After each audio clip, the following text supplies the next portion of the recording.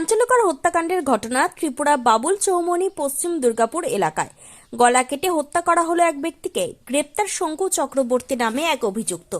শনিবার সন্ধ্যা রাতে আগরতলা আমতলী থানার অন্তর্গত বাবুল চৌমনি পশ্চিম দুর্গাপুর এলাকায় সুব্রত চৌধুরী নামে এক ব্যক্তিকে গলা কেটে নৃশংসভাবে হত্যাকাণ্ডের ঘটনায় রবিবার দুপুরে আমতলী থানার ওসি পরিতোষ দাস সংবাদ মাধ্যমের মুখোমুখি হয়ে জানিয়েছেন, এই হত্যাকাণ্ডের ঘটনায় শঙ্কু চক্রবর্তী নামে এক অভিযুক্তকে আমতলী থানার পুলিশ গ্রেপ্তার করতে সক্ষম হয় এবং এই হত্যাকাণ্ডের ঘটনায় আমতলী থানার পুলিশ অভিযোগের ভিত্তিতে নির্দিষ্ট ধারায় একটি খুনের মামলা নথিভুক্ত করে। এই হত্যাকাণ্ডের সাথে জড়িত শঙ্কু চক্রবর্তী সহ নিন্টো চক্রবর্তী, প্রিয়তোষ চৌধুরী সহ আরও বেশ কয়েকজন জড়িত। বাকি অভিযুক্তদের পুলিশ খুব শীঘ্রই গ্রেপ্তার করবে বলে জানিয়েছেন আমতলী থানার ওসি। তিনি আরও জানিয়েছেন, পূর্ব শত্রুতার জেরে এই হত্যাকাণ্ড ঘটেছে। রবিবার অভিযুক্ত শঙ্কু চক্রবর্তীকে 5 দিনের পুলিশ রিমান্ড চেয়ে আদালতে প্রেরণ করা হয়েছে।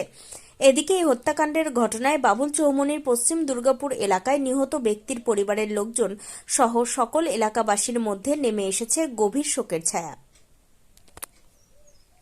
ত্রিপুরা থেকে জীবন সাহা এবং সমরজিৎ চৌধুরীর সাথে বিক্রম কর্মকারের report, crime press Bengal news. সন্ধ্যা 7টার দিকে আমাদের কাছে একটা খবর আসে যে বাবুল চৌমনি দুর্গাপুর এলাকার রাস্তার পাশে একটা রোগী পড়ে আছে। এই খবরের ভিত্তিতে আমরা ঘটনাস্থলে যাই, গিয়ে দেখি লোকটার একটা গলা কাটা মৃতদেহ পড়ে আছে।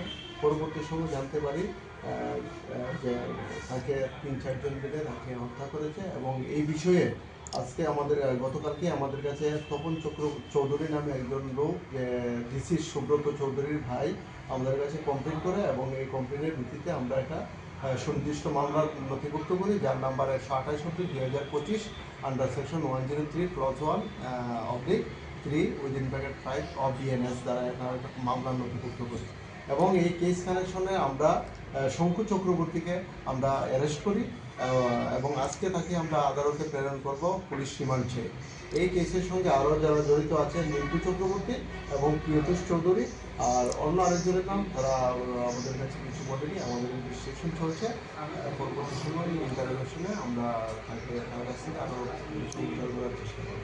কি কারণে মারা হচ্ছে, ঘটনা কি? আপাতত আমাদের যে প্রাথমিক তদন্তে আমরা দেখেছি তাদের সঙ্গে একটা পারিবারিক একটা পূর্ব শত্রুতা ছিল। এখন পর্যন্ত যতটুকু অনুমান করা হচ্ছে এই ঘটনার পূর্ব শত্রুতার কারণে মৃত্যু হয়েছে। ব্যবহার করা ধারালো অস্ত্র কি উদ্ধার হয়েছে? এগুলো আমরা গতকালকেই in presence of executive magistrate আমরা যে তাৎকালকে দিয়ে তাকে যে হত্যা করা হয়েছে এগুলো আমরা উদ্ধার করেছি। যাকে ধরা হয়েছে তাকে কোথা থেকে আটক করা হয়েছে? তাকে তাদের বাড়ি থেকে আটক করা হয়েছে। আর যারা বাকি অদারা আছে তাদের বিরুদ্ধে আপনারা কি কি ব্যবস্থা করবেন? তাদেরকে আমরা অ্যারেস্ট করার জন্য আমাদের পুরো প্রসেস আমাদের চলছে। তাদেরকে আমরা অতি দ্রুত সম্ভব আমরা তাদেরকে অ্যারেস্ট করব। কতদিনের রিমান্ড চেয়ে আজ আদালতে প্রেরণ? আজকে আমরা 5 দিনের পুলিশ রিমান্ড চেয়ে তাকে আদালতে প্রেরণ করছি।